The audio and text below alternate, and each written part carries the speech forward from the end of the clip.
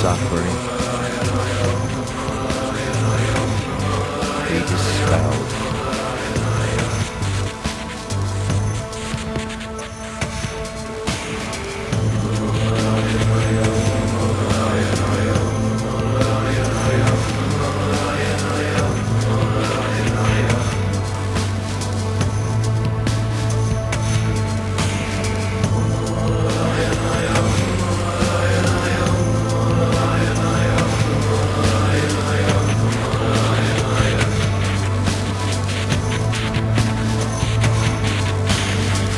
Let all pain and suffering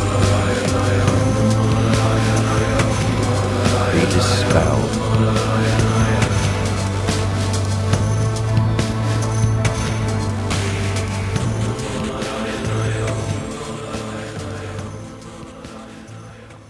Gosh, I love that piece of music. Thus spake the Buddha of infinite narcissism. Well, welcome to this last in this sequence of fresh creation satsangs. If you've not been before, satsang means us sitting together in the truth of ourselves without any of the normal bullshit that we are inclined to promulgate around each other, the parading, the impressing, the fearing, the complexes, the hang-ups, the stuff that we all do, the little games and stuff. We don't have to do any of that because we meet spirit to spirit, so to speak, pure consciousness meeting. And it's a great privilege for us to come together like this. I don't mean that dictatorially. It's a great privilege for me to be facilitating this and to meet with 200 of my brothers and sisters all the way around the planet. So welcome, and welcome if you've been before, of course, as well. Fresh creation, it's got a nice ring to it for me. We are able to recreate our lives from scratch at each and every moment, of course, because the experience that we have of life is predicated entirely on the description of the world that we're subscribing to at any one moment. And if we, at the deepest level of our psychobiological wiring, our circuitry, are able to shift the description of the world and of our place in it and of how we're doing it and of what and who we are, we tend to find that the world shifts its way of behaving towards us. This is one of the basic fundamental tenets of the whole Taoist magic, the so-called system they call Wu Wei, the ability to guide reality into a different shape, gently, respectfully, yet somehow firmly, with 4 ounces of pressure applied, 110 grams. So a gentle, respectful, yet firm hand on the rudder, so to speak. And the Tao likes it. The Tao doesn't find that impudent of us, doesn't think of us as chancers for doing so. It likes to be, as my first teacher told me when I was 19 in Hong Kong, the Tao likes to be directed. It's kind of sitting there waiting for us to direct it, which is a pleasant thought, isn't it? And it implies a totally different relationship with the divine, so to speak, than what we're used to in Western culture, assuming you are of Western culture, which is a big assumption, I know, where we tend to think of the divine or the metaphysical realm as being above, hence meta meaning above the physical. So somehow we look up the church spire to see if we can find God up there. We're less than and need to redeem ourselves somehow. We'll never really be good enough because we'll never be that. Whereas the Taoist, along with the Native American, which, bearing in mind the two cultures did originate in the same part of the world, the Native Americans left Asia 25,000 or so years ago originally and went over to the Americas. Theirs is a different way of relating to it. It's your friend, your buddy, and or your mum, you know, your mama, your sister. So I tend to think of it as female more than male, but they're not into that whole kind of romanticization or exoticization of it. So they don't talk about goddesses or anything like that. That would be playing it too far, really, and taking it too far into the realm of human descriptions, which are necessarily limited. But it's a very, very pleasing relationship with the divine. It's not something that's judging you, that you're less than, that you'll get punished for missing the mark with. It's just the generative force. It's the primordial energy and consciousness informing the entire multiverse, and it's informing you. You're an expression of it, as am I, as is everyone here, as is everyone on the planet. And a lot of the way we express until we become self-realized is destructively towards each other in small ways, big ways, and so on and so forth. That seems to be the default position. And that's as it's meant to be, because it's that destructiveness that causes us to react by becoming more creative, doing the opposite. You know, it's the dark that makes us seek the light. So the Tao presents itself as opposition to our plans, as destructive delays or obstruction to our progress occasionally. But this is not because it hates us. It's doing this to cause us, it's to refine the creative process, of course, and make us stronger and clearer. And when it comes at us as people getting in the way, people being horrible, people oppressing, people being bullies, and so on and so forth, this is still the Tao. I call it the Buddha in fancy dress. And it's asking us to recognize it as that, as the Tao, as the Buddha in fancy dress, and give it the nod. I've seen you, I dig it, I like your game. And then it can exit the stage and leave us. And this is the same for where physical pain, emotional pain within. Loving it dispels it. I found that. I've been taught it, and then I found it by experience. If I get a pain in my body, rather than resist it or be afraid of it, if I can love it, it just disperses it pretty much instantly. And it's the same with everything and everyone. That really don't know I was going to be talking about that. That's all come off the idea of fresh creations.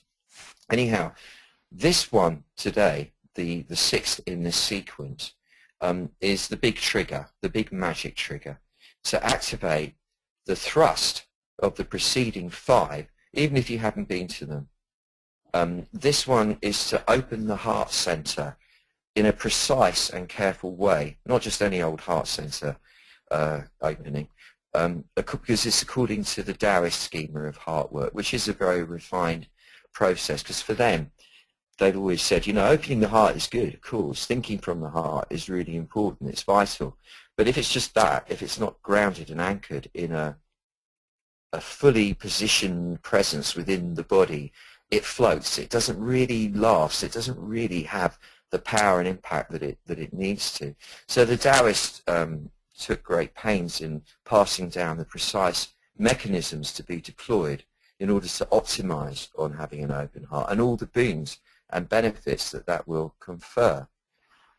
And the reason that we're doing this, the reason that we're focusing on the heart today, is to engender the requisite degree of receptivity as well as the courage to receive. Because it does take huge courage to let go of the defenses and allow life in. Reason being, of course, is that we've all been let down, hurt, disappointed, and so on. And as children, the first time that we received our big disappointments, letdowns, or hurt, they were massive because we were only little. So everything seemed very, very, very big. And then that lodges in your system, and every time a disappointment occurs subsequently, you get a compound reaction, like compound interest at the bank. So that disproportionate to the actual level of hurt that's occurring, the reaction to it grows bigger and bigger and bigger as time goes by. And therefore, it requires a courage to dissolve that, what actually amounts to armoring, energetic armoring around the heart area, which also translates into physical armoring in the fascia, the connective tissue, this is the layer that cranial osteopathy addresses, for example, the undoing of that layer of heart defense. And we're going to be doing that today using intention. By doing so, we're also affirming our self-worth and our inherent deservedness to reap of life's rich rewards. Because, for the same reason I think I kind of touched on at the beginning, there's an innate sense of unworthiness to us all in this Western culture. And we somehow feel that, are we really deserving of reaping life's rich rewards. This, of course, is tempered by the other end of the spectrum, which is this kind of blind objectivistic ambition that expresses itself in our culture as well, which is like, yeah, I'm going to have it, I'm going to take it. But finding that middle road between the two is really what we're doing here. Discovering gently, respectfully, humbly that yes, we are worthy, and yes, we do deserve to reap life's rich rewards. Reason being that if we are expressions of the Tao, or take all that out of it, if we're just expressions of nature in human form, which we are, we were evidently good enough for the creative force of existence to express itself as us, and if we're good enough for that, we're good enough. That's it, end of story. No argument can be waged against that. But before we can discover this level of self-worth, we must first acknowledge the rich rewards we're already reaping. And by concentrating on this, causing that aspect of our lives to grow. Because what you focus on grows. This is as true in the realm of metaphysics as it is in physics. When you focus on something, when you focus on an aspect of the description of reality you're subscribing to, that aspect will grow spontaneously of itself. So to invite a greater flow of life's rich rewards, we have to start by focusing on the rich rewards we are already receiving. So by today's action, we'll be instigating collectively and individually a quantum jump in the themes of the 5 preceding sessions. So in our levels of health and strength and stamina and robustness, in the transformative process in general, you know, the joy of watching life transform before our very eyes simply because we've intended it so.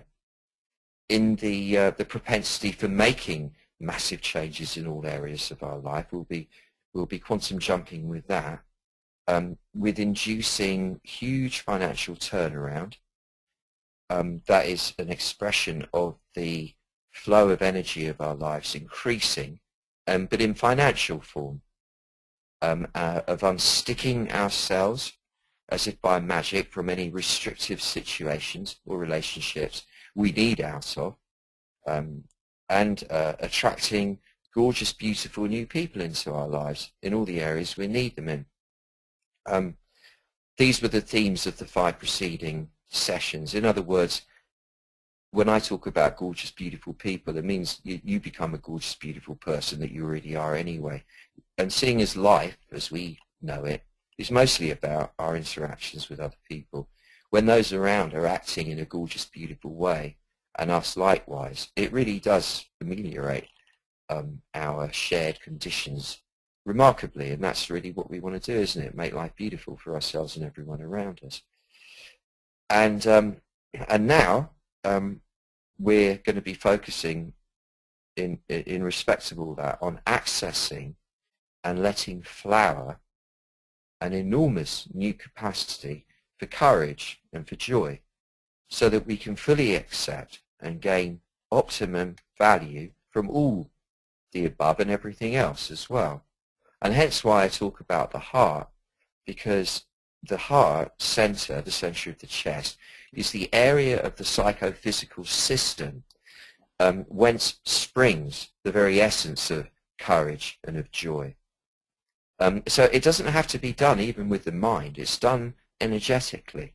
We will elicit a greater flow of these requisite qualities by adjusting our energy fields. We don't have to make a mental effort over it. And how we'll be doing it, as I say, is really by the power of intention rather than the machinations of the mind, the power of pure intention arising from a centered, self-empowered state within, and then exponentially fortified by the witness-bearing presence of 200 other people around the planet. This isn't intended, nor will it serve as a panacea to all life's woes. This is actually about transcending that layer of consciousness altogether. As I was alluding to previously, woes are merely the Buddha in fancy dress come to say hi and remind you of who and what you really are, a miraculous manifestation in human form of the primordial consciousness and life force informing the entire multiverse, the Tao, if you like. You can call it anything you like.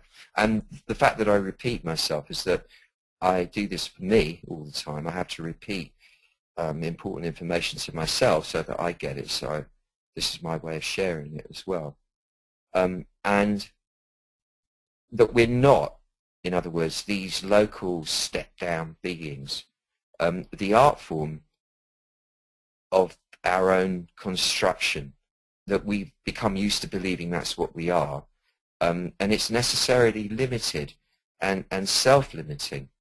It's what it's an entity that Freud called the ego, and it's the ego that feels all the woe. This entity is essentially illusory. We construct it from the moment we're old enough to think or speak even, and we start to believe we are this entity, and it's not who we are. It's an illusion.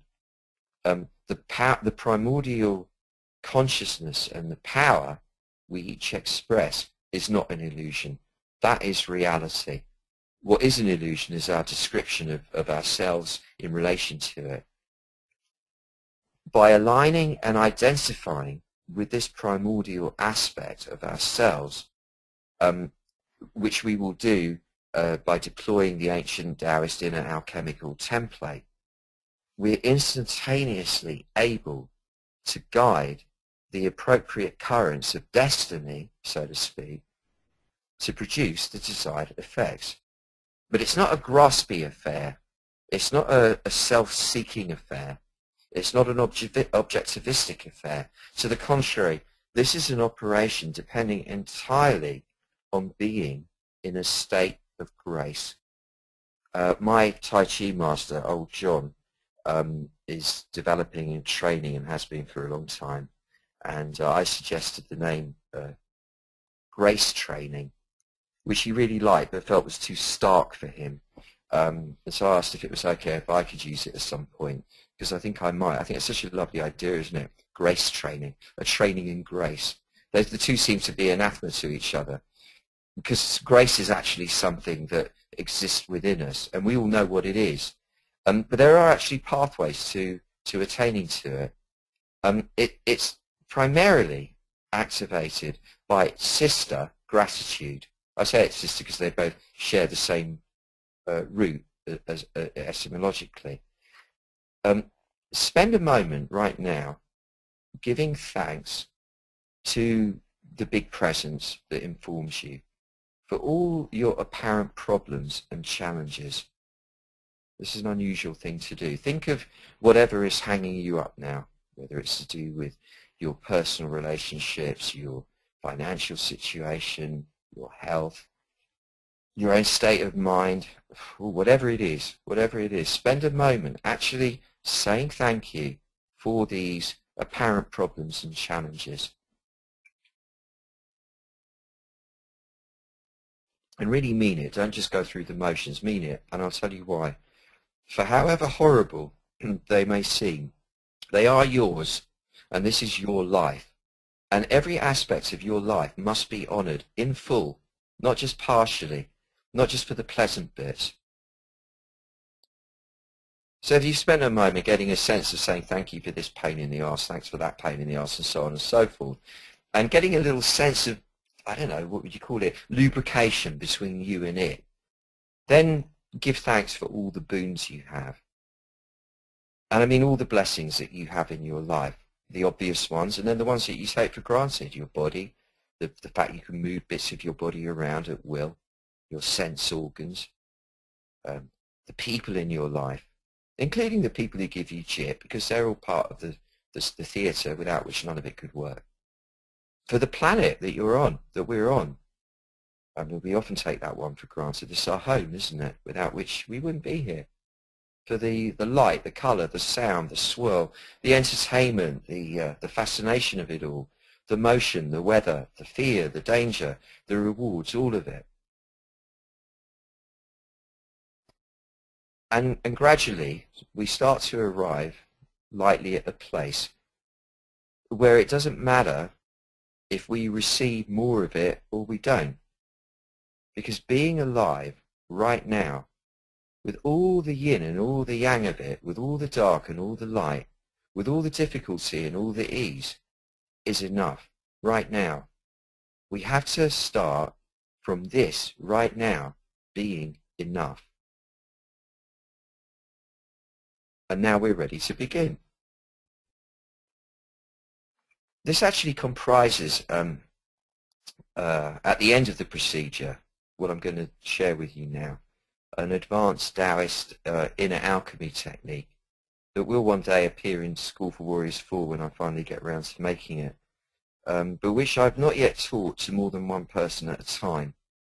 So I've never actually shared this in a group, the technique that comes at the end of this, and it's really beautiful and really powerful. So this is very exciting for me. Pay attention towards the end of the meditation. If you fall asleep in the early part, get your subconscious to wake you up towards the end of it. If you do fall asleep, incidentally, because I know that people do because I get told this, that's actually what's called the hypnagogic state. It's something that hypnotherapists or hypnotists aim to achieve with people when they're trying to insert positive suggestions. Well, I'm not practicing hypnotherapy here. This is guiding a meditation, respectfully. But I know that the whole process of listening to someone guiding, and when you go in deep, quite likely that you might fall asleep. That's fine. Your subconscious will take in all the information. It will follow the process. And in fact, and I've had this corroborated by feedback, people have actually even a more profound effect from the session than when they've stayed awake. So don't worry about falling asleep. However, if you can stay a little bit alert, it will help a lot. I would suggest sitting up for this. You might, if you're a standing person, you might like standing. I do my meditation standing every day. That's a bit of a Taoist tradition. It's okay to lie down. I wouldn't wish to stop you lying down in the comfort of your own home, of course. But you will likely get a more potent, pokey meditation. I mean poking in the sense that it's got poke to it. Meditation sitting with the back more or less perpendicular to the ground. Because as the Taoists say, your spine then acts like an antenna that conducts the energies of heaven and earth, which is particularly pertinent to today's session because of the technique at the end. Nonetheless, it's your choice. If you do lie down, maintain alertness as much as you can. So here we go. This is your moment to let go of the world as we know it momentarily, and to let it all go and allow yourself to drop in to your sacred center. And by that I mean you lower your eyelids if you feel comfortable to. Maybe keep a slit of light at the bottom just to let a little bit of light in to keep the brain active.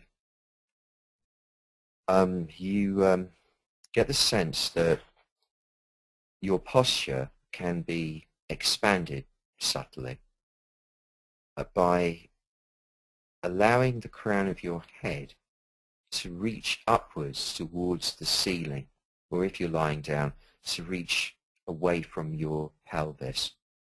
You could imagine some benign being gently pulling the crown of your head upwards, as if there was a piece of invisible silver thread attached to your crown.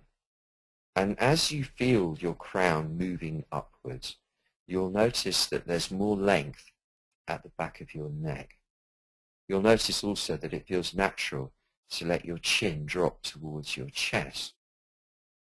This lengthening of what in fact is your whole spinal column is really important for the flow of energy in your body, as that's your main energy pathway. Now, if you were to visualize yourself as an angel, which I believe that's what we all are, you would have a pair of invisible angel wings now, one attached to each shoulder blade. And As an angel, your wings would have to be fairly large to get you airborne. Being fairly large, they'd also have to be fairly heavy. Really heavy, in fact. If you could imagine the weight of your angel wings now, naturally pulling your shoulder blades downwards and outwards, you'll get a sense of your shoulders dropping, of you dropping the burden of your life story, and of your chest broadening. Enhance this effect by very subtly raising your breastbone, just the breastbone. Don't arch your back to do this. Raising the breastbone forwards and slightly outwards, so it's kind of going diagonally upwards away from you. And this lends a certain air of nobility to you, an air of regality, of dignity, which means literally uprightness. Now that you've expanded your form, you could also support this by visualizing your pelvic base broadening as well, the two sit bones sliding away from each other somewhat. And you'll notice that you've now given yourself more breadth and more height. Now you've done this, you can afford to let all the muscles of your body soften, because the tautness in the muscles is generally deployed to keep your posture as upright as possible, simply because the bones are not aligned correctly. But by doing this lengthening and broadening, it helps align the bones, especially of the spinal column, and therefore requires far less muscular strain to hold you upright. So take this opportunity as a privileged moment to soften all the muscles, to relax them all. This will allow the blood and then the energy to flow much more freely throughout your system, which in turn makes the mind clearer and brings light to the mind. Scan down from the crown of your head over your face and your sides of your head, the back of your head, the back of your neck, the sides of your neck, your throat, your shoulders, down your arms, your hands, your fingers, the sides of your body, the chest, between the shoulder blades, around the shoulder blades, down the middle back, the upper belly, the lower back, the lower belly, the pelvic floor, the buttocks, the hamstrings, quadriceps and so on, the knees, the lower legs, feet, toes. And wherever you notice that there's unnecessary rigidity or hardness, just give the command there. Just say to that part of the body, relax and soften.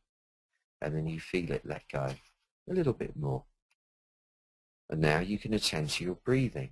Normally the breath is held somewhat. The diaphragm gets a little bit tense. But take this luxurious moment to allow the diaphragm to soften and to let the breathing start flowing more freely, more smoothly, more evenly, and deeper down inside the body. Allow the quality of the breath to become more silken, smoother, softer, more silent. And you'll notice that the general energy tone of your body and your mind almost instantaneously reflects that by becoming softer, more silent, smoother, more like silk, and slower altogether, so far more relaxing all around.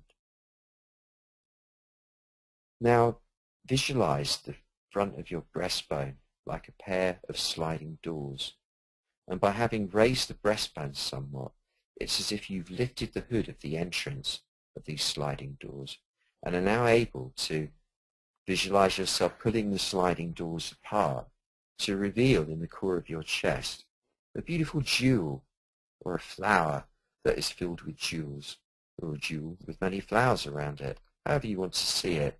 It's just a symbol for the mind of the beautiful, gorgeous, unique essence that is you, your soul, with the unique gift that you, only you, can give to the world.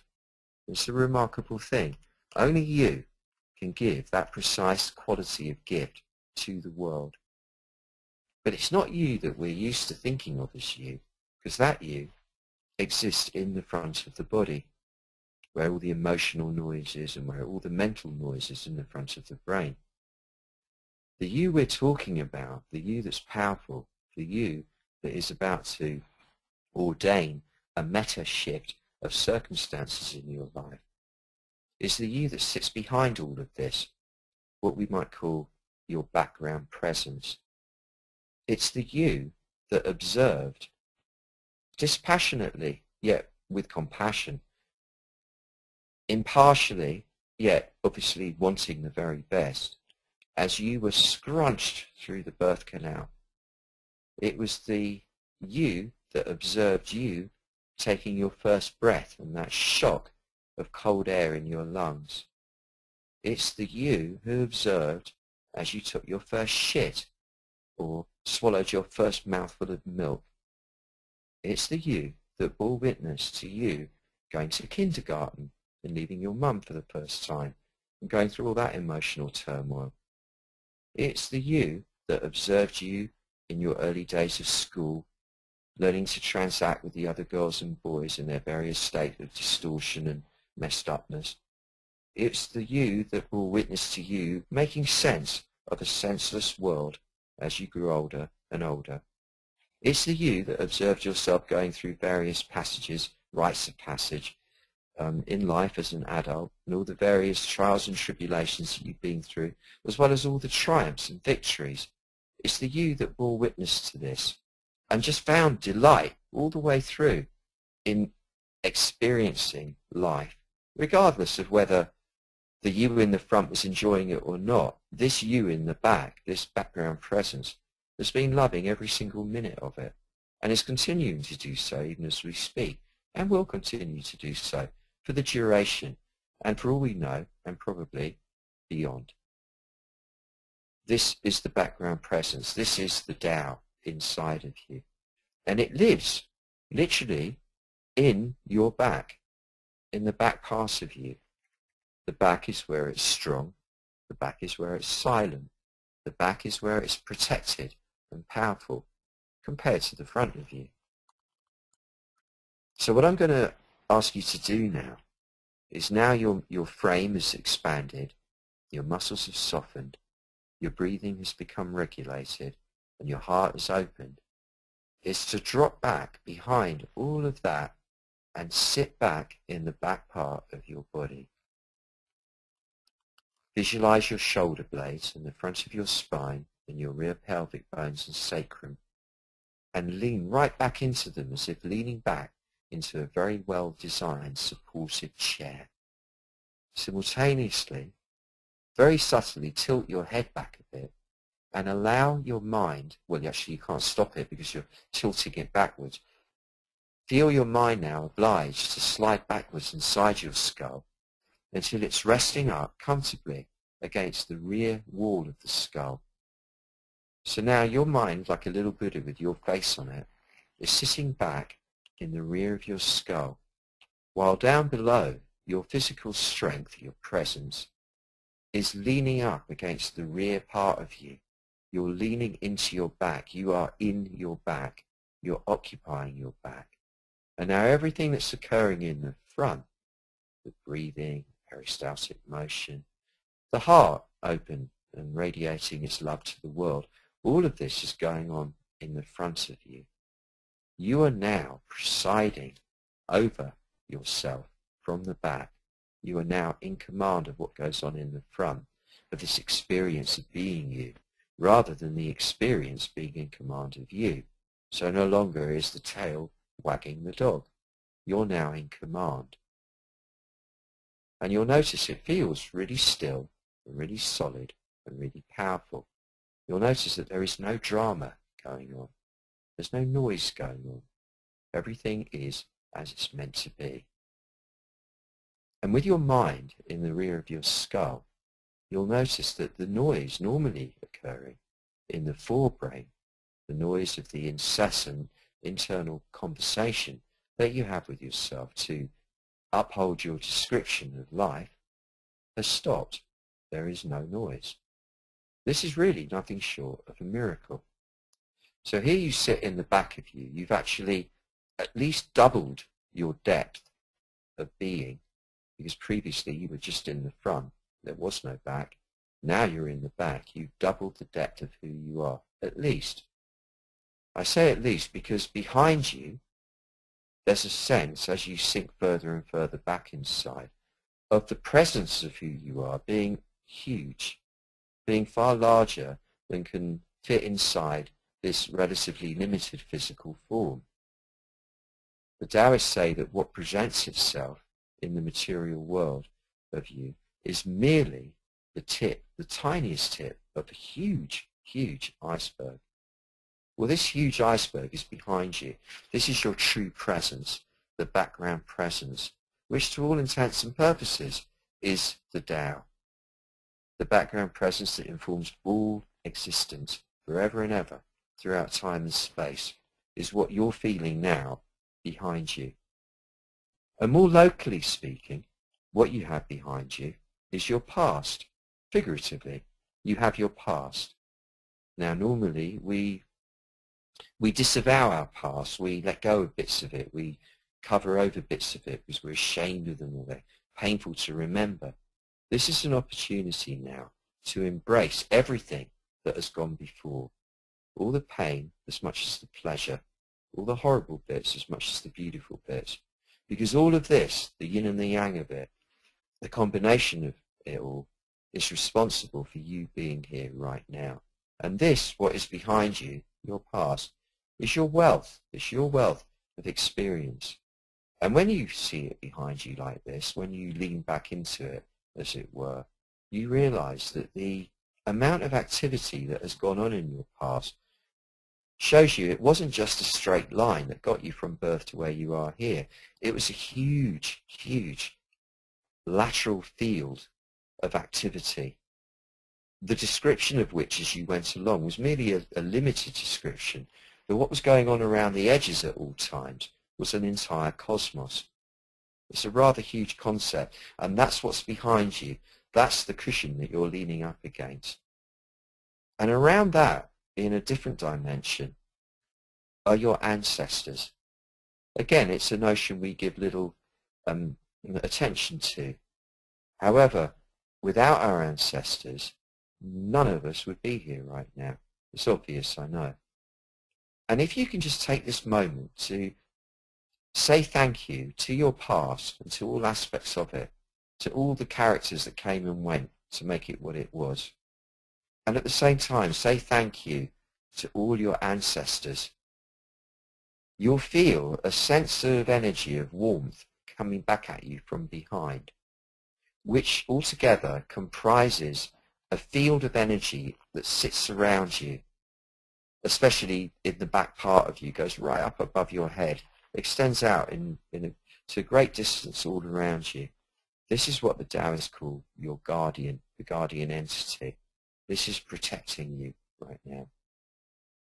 While in front of you, there is the obvious factor of your destiny, that which is coming towards you, that will inevitably come towards you.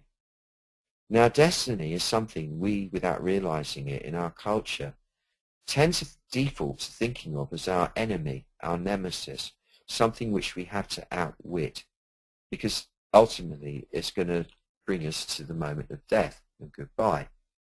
In fact, this is just a notion, it's just a description, and it behooves us well to change that description to its opposite altogether. Destiny is our friend, it's our beloved. Destiny is the Tao coming towards us. So with the protection of the guardian all around you, welcome destiny as the beloved. Feel it coming towards you and you go, hello darling, destiny, come, come, come, and embrace it. And you'll feel it coming towards you like an angel with a beautiful, beautiful face, perhaps reminiscent of your face, in fact. And as it comes into you from the front, it comes in energetically through your temples and then settles into the heart area. And you get this sense of being filled with the very essence of benign destiny in your heart. And that's somehow mingling with the protective force of your guardian. And here you are.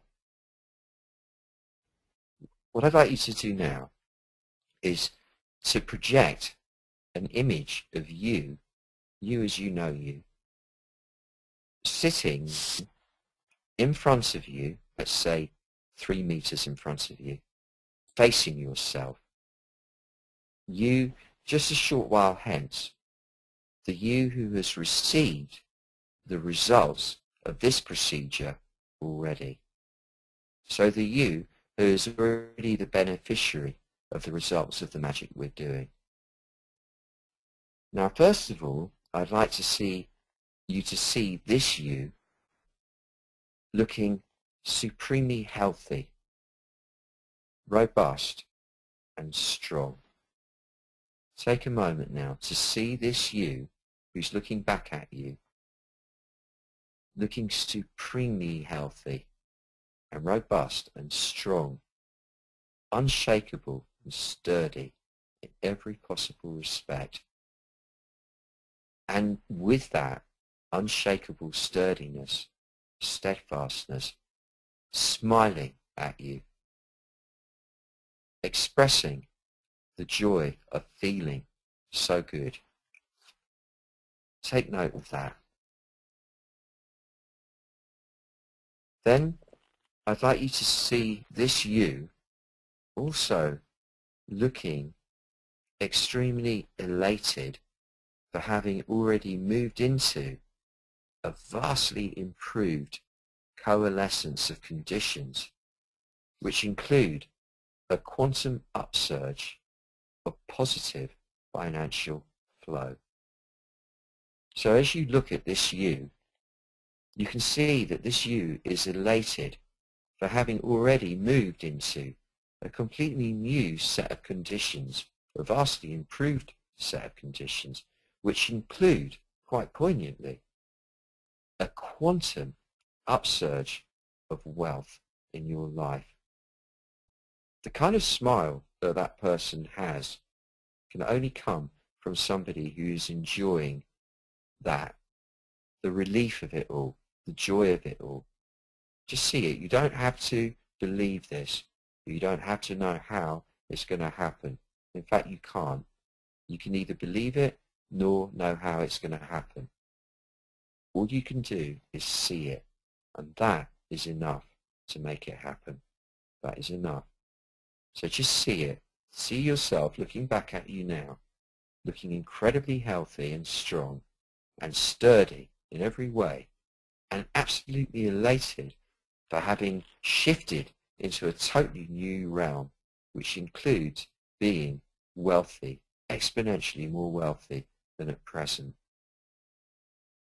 Then you see this you looking extraordinarily relieved, as one only can after freeing oneself from all oppressive situations or relationships that looked like they'd never end, similarly to the Soviet Union, which looked like it could never crumble.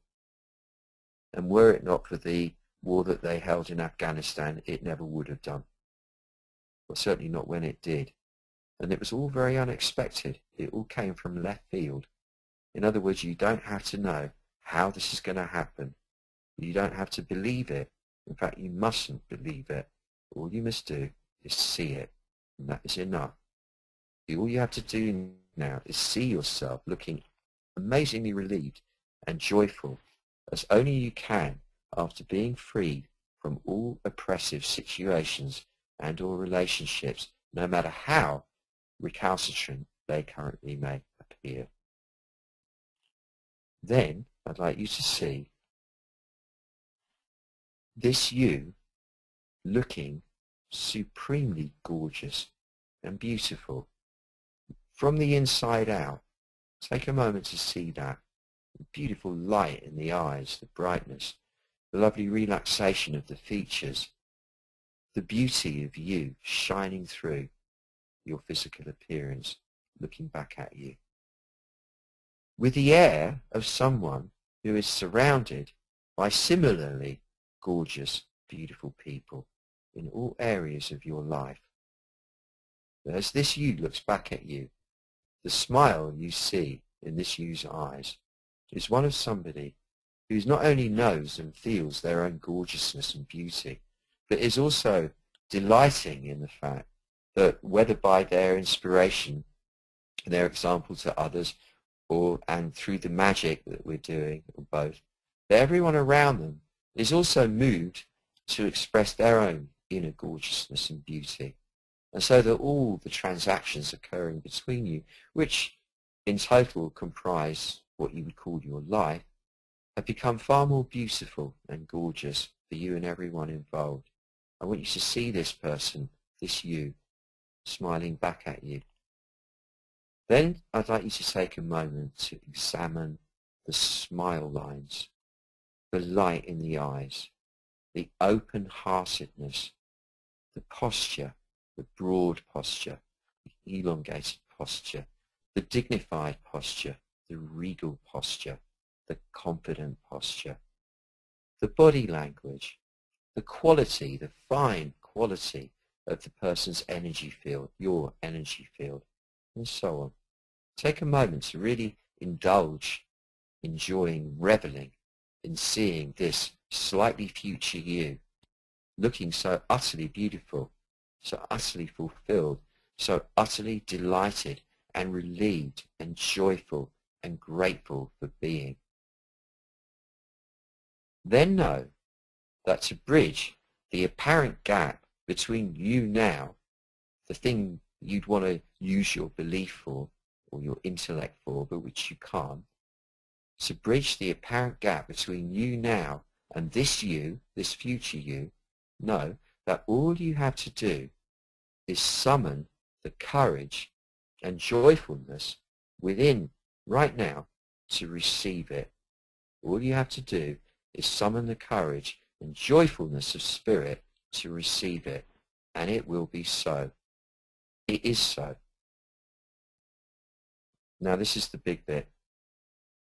Settle yourself again, lean back inside, regulate your breathing, make sure your muscles are soft, and visualize two streams of bright light, super bright light, descending from goodness knows where, but from high above, entering through the tops of your shoulders on each side and penetrating to the area behind your breastbone, the area of your heart center.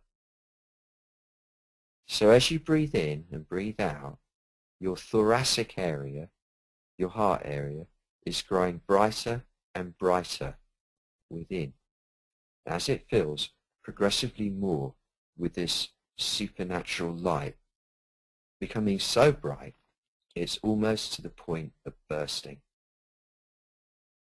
Keep a portion of your mind on this assignation now, while simultaneously I'd like you to visualize two similar streams of light, but this time ascending from far below you, from goodness knows where, from all the way from beyond the other side of the planet to where you're sitting. And see these two streams of light penetrating your body from beneath, through your sit bones, all the way up to the same area of your chest to meet with the light coming down from above you. This causing an exponential brightening of the light in your chest, which is now so bright it has no other choice aside from bursting than to stream forth through the center of your breastbone, where you can imagine a small aperture to allow its egress. Now, a short distance in front of your chest, not much more than the diameter of a watermelon away, there's an invisible psychic organ. It's, if you like, the psychic love organ. Its shape is oblong, 3D, whatever that's called. And though in a different, it's an ovoid sphere, like an egg. And it's probably about 6 inches or so in height. But this is very arbitrary because it does exist outside of the physical realm. And because it's outside of the physical realm, it isn't solid. Nonetheless, it has the appearance of something made of lapis or of fine marble. and it's spinning on its axis at an indeterminable speed. All you can see is that it is in motion. You can feel it in motion in a clockwise direction, just a few inches in front of your chest. And the light streaming from your chest is doing so directly into the back of this organ, and thereby activating its power. So you have this light coming from the heavens in through your shoulders into your chest. You have this light coming through from the center of the earth and beyond, all the way up through the sit bones, again coming into your chest. And from the center of your chest, this light is so bright now that it's required to burst forwards through the center of the chest and activate by streaming into the rear of this so-called love organ that sits a few inches away from your physical chest. And this sphere is spinning on its axis. And as the light impacts with the sphere and gets involved in the spin of the sphere, something is activated inside the sphere, which is in your spirit realm rather than the physical. Translates into the physical subsequently, but it is initiated in the spirit realm.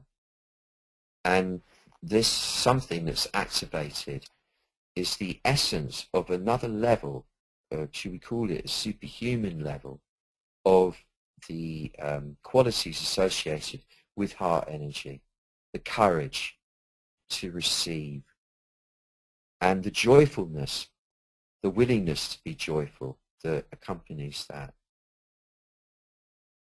So now feel that energy spinning in front of you, growing stronger and stronger as the light streams into it to activate it. And you'll notice that the whole area of your chest and the belly below is starting to be filled from the outside, as it were, by what's bouncing back off the sphere, which is this essence of courage that transcends all fearfulness, that transcends all anxiety, all complexes and hang-ups and the limitations of the human mind. It fills every cell of your body with courage, with the courage to receive the blessings that are rightfully yours now. It fills every cell in your body and your mind with the joyful courage to receive all the blessings life wants to give you now, that include all the topics we mentioned before and many, many more.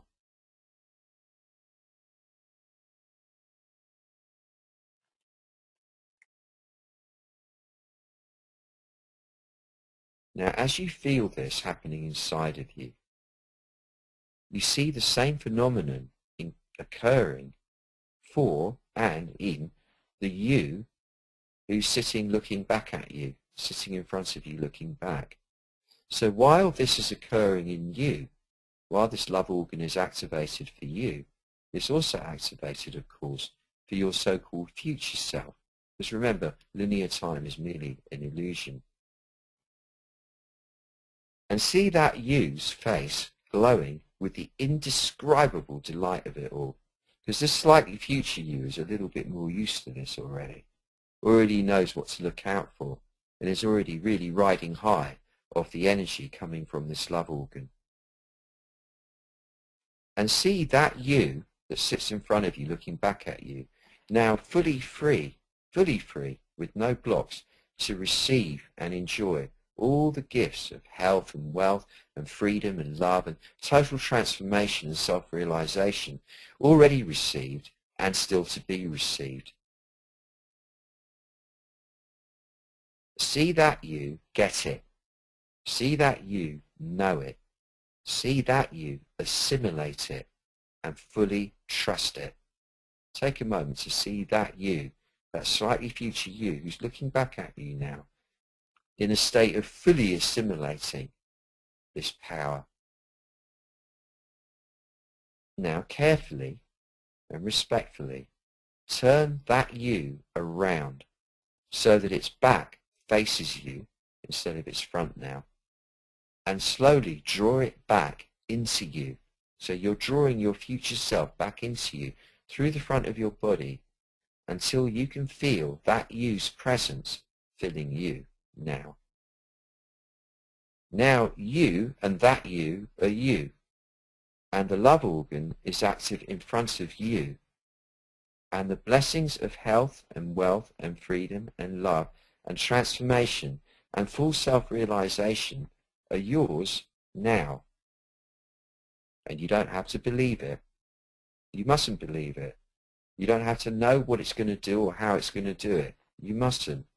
All you have to do is know it right now. And as you do, as you acknowledge it, vow or intend that as you move forth from this moment, in receipt of this new raft of blessings, you do so inspiring others around you all the way to do likewise, so that everyone benefits by your good fortune. See the entirety of your human family, all 7 billion plus of us, breathe a collective sigh of relief and gratitude. Imagine it right now, the whole world going, oh, thank you, thank you, thank you. And now, in your own time, return to this everyday world of women, men, and machines. In 2 weeks, we'll be starting an all-new elemental Tai Chi magic satsang sequence, in which we'll be drawing on the supreme ultimate Tai Chi power. That's what Tai Chi means, supreme ultimate. The power of the elements to instigate another phase, yet another phase of exponential growth in all important areas of life. So that will start in 2 weeks. I thought I'd tell you that now in case I forget at the end, because it's rather exciting. As to say, this isn't the end of this process. This is just the end of this stage. And I'll pass this to Sue to conduct us in the Q&A section of this session. Here, thank you. Hello. Hello. How about that then, eh? That was rather good. Thank you. Okay, so the question I have here is from Geraldine. I'm more intrepid than brave, I think, but I'm lucky to experience great joy sometimes. I know it can't stay so high and good, but it will invert to an equal and opposite negative state quickly, quite often. Why? I'd rather have waves to ride than these landslides. Thanks, Geraldine. That's a good question, Geraldine. Well, I would guess that the joy you're talking about is being experienced, or has been being experienced, in the front part of your body. So it's the joy that's anchored to the flow of external events. Now that joy is real. There's nothing illusory about that. But if you can experience the joy, or anything in fact, from the back of you, it doesn't dissipate. When you're in the back of you, let's call it a different word just for the sake of distinction. I tend to call it delight, which, has its implications of being filled with light. When I'm in my back, when I sit in my back and I remain there for any appreciable length of time, I feel delight in being. And this was so even when I was apparently facing my own death. It didn't detract from my innate delight in being. The presence in the back delights in observing the theatre of life, whether it's mucky or beautiful. It will delight in that, and that's what I would call the true joy. When we're in the front of ourselves, we're then subject to the realm of birth and rebirth, as the Buddhists would call it, the world of the 10,000 things, as the Taoists would call it, which is governed by the yin and the yang, the dark and the light, the contraction and the expansion, as you just described, that cycle. When in the back, we're no longer subject to that cycle. We're just observing in perpetuity, impartially, whether it's the yin or the yang operating in that given moment. Merely delighting in being alive. So that would be my recommendation, is to experiment in shifting back far more often, and tuning in to the subtle yet unshakable delight in just being, And then your joyfulness will acquire a new quality and depth to it. And you'll notice it doesn't dissipate even when things appear to get shitty on the outside. Malkit's saying, hi Stephen, thank you for facilitating this meditation, wonderful as always. Just want to ask you, how can one stop the mind going into judgmental mode before it becomes obsessive and niggly, especially where there are issues involved with the other person? Hi Malkit, and thank you, you're welcome. And that's a good question too. I think I'd have to, I fear of being repetitive here, I'd have to say pretty much the same thing. When I go into judgment, it's a drama occurring in the front of my brain, which then engages my heart area and my solar plexus. I'm talking about when I'm going into judgment about somebody else. Now, when I remain in the back part of me, I can see them doing the thing they're doing. I can still have the judgment running on them, but I'm no longer investing in that judgment. Because like as my dear friend Jamie Cato often does as a technique, if I say someone's being an arsehole, I follow it by saying, just like me. In other words, the other person is merely reflecting either an occluded or a blatant aspect of myself. So when I see something in the other that I disapprove of, especially in connection with their transactions with me, I'm actually seeing a part of myself I'm disapproving of. So when I draw back and I let the heart open in respect of them, I still see them doing the thing I can see them doing. I don't go blind on it. I can still have my judgment on that, and it's quite likely a valid judgment. But I'm no longer investing in that judgment. I no longer feel the need to react to them doing it by somehow punishing them or defending myself against it or so on. Instead, from the back of me, with an open heart, in full clear view of them doing the human thing they're doing, just like I might do the human thing I'd be doing that would piss them off, I am able then to get clear about what my intention is for that situation, for that person, which will not be as specific as me coming out on top. It will be that the highest good evolves for everybody, and it does so in a lovely, fun, beautiful, easy, natural, surprising, miraculous way for both of us, for both parties involved, and that we both come out the other side of it smiling, being able to hug each other, being friends, and what have you, and what have you. So it's really, again, it's all to do with this shifting of the self backwards. And that's, of course, easier done when there's a little bit of distance between you and the other, physically speaking and temporally speaking. And then also, of course, it's done when you're with them. But the bit when you're with them, I find is helped along by focusing mostly on keeping the heart soft so that you don't harden over in the heart. And as I say, remaining in the back of you. And I guess the most direct and important lever is to keep the breathing slow. Because when you're confronted by somebody with whom you're involved in a conscious trance, the tendency is to hold the breath as an armouring against them. That actually causes stress for both of you. It interferes with the energy flow between you. So very important to keep the breath flowing very, very slowly. And all will be well. And remember, we're not meant to be saints. We're not meant to not have thoughts about people or judgments about people or have horrible, nasty images in our mind or whatever. This is all part of the human condition. The key is, though, to be behind all that, observing it with compassion, and then everything resolves. Few comments for you, Stephen. Marge would like to thank you very much for the series. Ah, you're welcome, Marge. I love the name Marge. Did I tell you, are you the same Marge I told that when I was a teenager, one of my best friends used to call me Marjorie the Ferret? Nobody ever understood why, but my name was Marjorie the Ferret, so I always love it when I hear the name Marge. It makes me smile. Afka saying today's session she's found freeing and profound. Thank you very much. Oh, you're welcome, Afka. Me too. I found it so as well. And our friend Sarah in Texas says, oh, doctor, this is so amazing. It's been hard to come back. Thank you, thank you. Love, health and chi. Back to you from Sarah. Oh, Sarah, bless you. I love it every time I hear from you. It just takes me instantly to Houston. And give my love to Houston, please. Okay, we've got a question from Gillian. Why did you have the love organ outside the body? What is the purpose of this? Oh, I didn't. It's not my invention. It's a pretty kind of ancient standard kind of alchemical trick.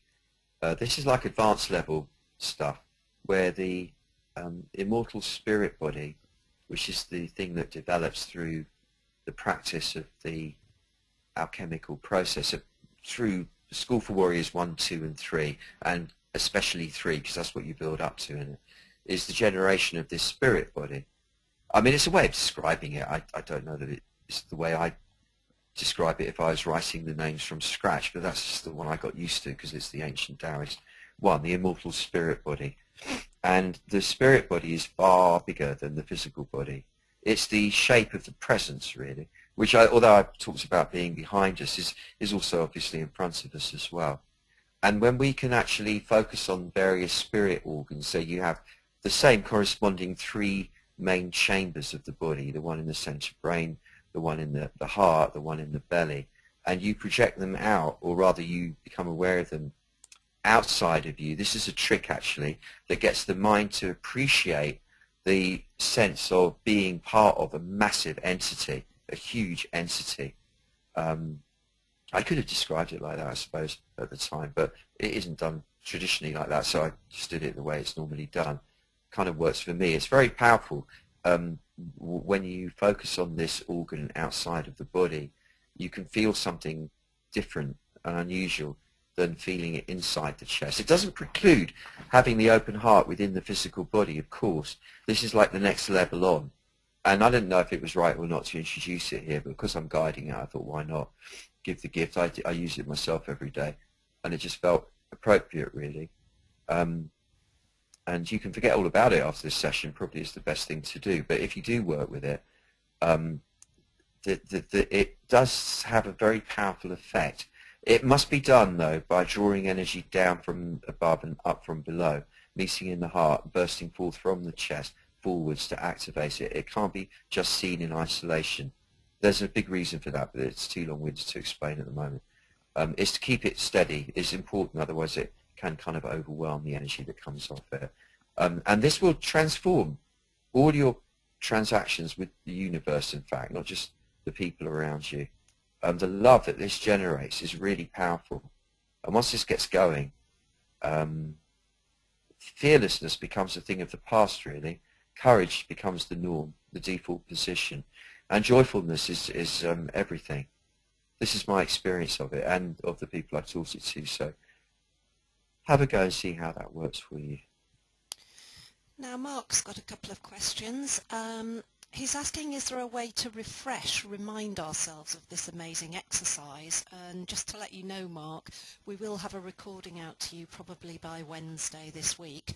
I don't know if you want to add anything to that, Stephen. Yeah, I do. I just want to add to it. I mean, yeah, thanks for saying that. I do want to add to it that we really got to sort out doing School for Warriors 4, haven't we? Because that's where all this is going to come in, and it's kind of feeling like it's time or getting to be time to do that. So, Mark, eventually, at some point before too long, we will have School for Warriors 4, and that will be a big part of that. Will be part of that as well. But yeah, just listen to the replay, and you'll get it from that. And Mark said thanks for guiding us through it. And he's also asked about the music at the start. What is the chant? Om Namo Narayanaya, Om Namo Narayanaya, Om Namo Narayanaya, Om Namo Narayanaya, Om Namo Narayanaya. It's that. It's the chant at Orion. You know Orion's belt, Sirius. You know that Orion's belt, the 3 diagonal stars that the pyramids of Giza are lined up with. It's the Hindu chant to Orion. Because all the ancient cultures, in fact, including even in our Bible, apparently, in Genesis, have allusions to visitations of whether physical or psychic from the Pleiades and from Sirius. The Taoists especially have a big legend about that's where it all came from, all this stuff. And when you chant that chant, it brings peace. It brings the peace of the ancient ancestors before even the human to our bearings. And it's sort of, you know, I say in it, like, may all pain and suffering be dissolved. It's the chant that would support that most precisely, I think. So that's what we're doing. It's like the Buddhas, the incarnations of the Buddha stick around on the edges of the material world until everyone's freed of their suffering. It's that kind of idea behind it. All right, we've got 2 more questions and a few more comments, so I'll start with the comments. Thank you so much for an extremely powerful meditation. I shed a few tears and gained so much warmth, and that's from Susan. Oh, good, Susan. Thank you. Good. Chrissy says, thank you so much. Brilliant, Stephen. So calming and soothing. Bless your heart. You're calming and soothing, Chrissy. Thank you. And Claire says, hi, Barefoot Doctor. Really, really enjoyed this satsang. I'm moving to another country in a month's time and feel today's satsang will help my new start in life. Thank you so much. I enjoy these series. Love from Claire. Oh, you're really welcome, Claire. Good luck to you. I've done that a few times in my life. It takes a lot of balls, I tell you, but man, it's worth it. What a lovely thing to do, move to a different country. Good on you. And Carolina's saying, thank you so much for another fantastic session. The whole series has been amazing. I have experienced very powerful changes already. Thank you again for sharing your wisdom. Thank you, Carolina. That's lovely of you to say. Sweet Carolina. And this is from Diana. Dear Barefoot Doctor, welcoming in the future felt like a beautiful meditation, but one that I also felt anxious about. I have recently been diagnosed with type 1 diabetes and am getting used to the everyday injections and blood sugar control needed. I am worried about welcoming in a future that could involve pain and misery with future diabetic complications. I know this sounds negative, but sometimes the future seems overwhelming. Sometimes it seems beautiful, especially when I'm meditating daily. Thanks in advance, Diana. Hi, Diana. Yeah, no, I do understand and empathise. The fact is that, what did you say, pain and discomfort or whatever that's going to come with the condition, but like pain and misery, everybody, no matter what condition they have or don't seem to have, everyone's got conditions of sorts, everybody's got pain and misery coming to them, everybody, just as much as they have joy and pleasure, everybody. This is unavoidable. This is the human condition. It doesn't matter what. It really doesn't matter what. Everybody has it. Destiny comes in a mix of yin and yang, and we have a choice. We can either resist it and waste loads of energy doing so and give ourselves a lot of pain, extra pain and misery for no reason whatsoever, or we can be gracious and surrender to it fully, to love it as our friend. And when pain comes to the body, even if it's in the form of a insulin syringe or needle or whatever, this is the Buddha in fancy dress saying hello to you. If you love that pain, you love that needle, you love the drugs, you love whatever it is you've got to do to keep well, it treats you differently. It disappears. It stops being painful. It's a very, very bizarre phenomenon. If you can love the process of aging and disintegrating and going towards death, as we all are, all of us are, it changes its nature. If you can make it your friend, it treats you differently. It's if you keep making it the enemy, the nemesis, it becomes that. It stays being that. And then you're stuck in this awful fight, and that's what gives rise to the anxiety. Whereas if we can drop back inside and relax the body and know that we are not these bodies are going to crumble. They're going to dissolve and die. They are. There's no question about it. And there is going to be pain, and there is going to be misery. And there's nothing negative about me saying that. That's just how it is. If we can welcome all of it as a gift from the universe, and even the bits that make you go, oh, like that, they're still beautiful. They're still beautiful. All of it is the Tao stroking you, sometimes a bit painfully, sometimes not. But all of it is the Tao. And if you can love it as it comes in, it nurtures you rather than destroys you. And this is the kind of the way of refining the spirit.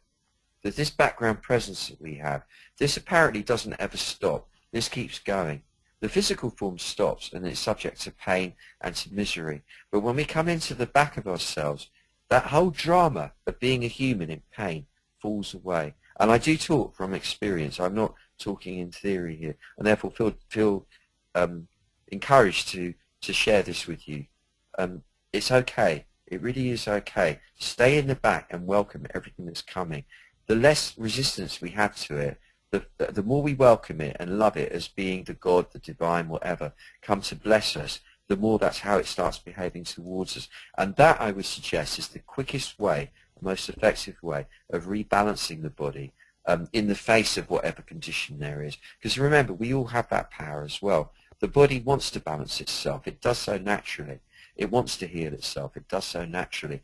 And it will do so when it has energy flowing through it. When we're using that energy to resist what is, instead, it can't do the healing on itself. So we really owe it to the body's healing process to stop resisting everything and to love everything, trust everything that's coming, even the smelly shit of it all. We have to love it and welcome it in.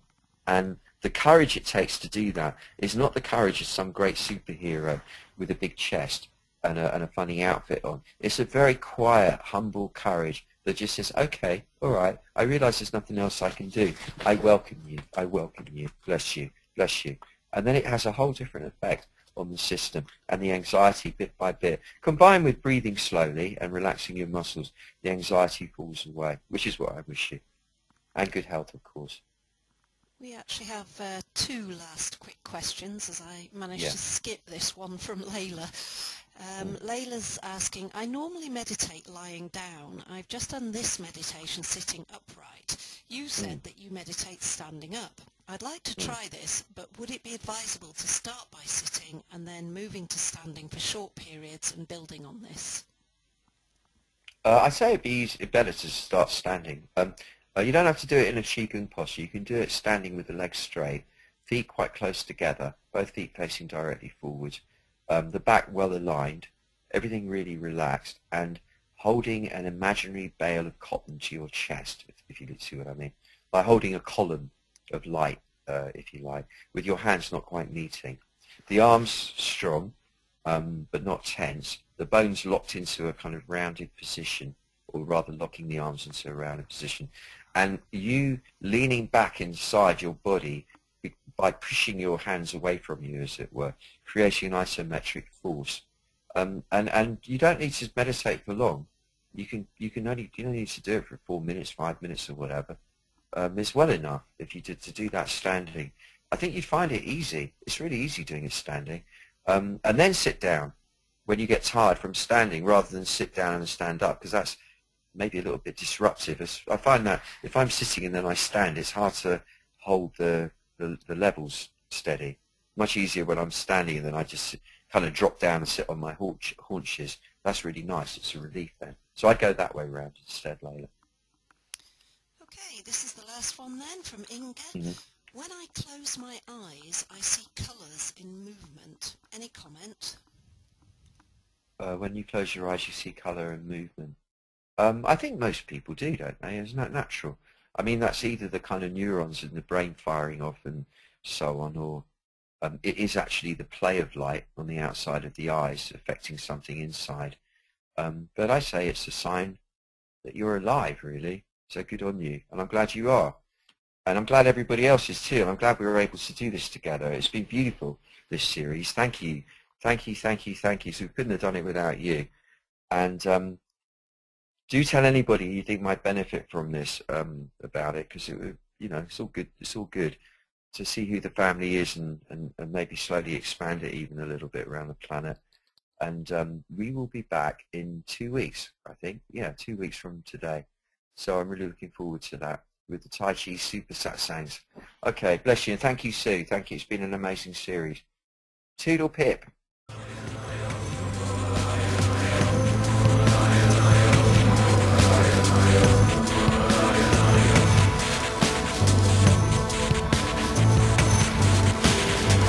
They're all pain and suffering. Be dispelled.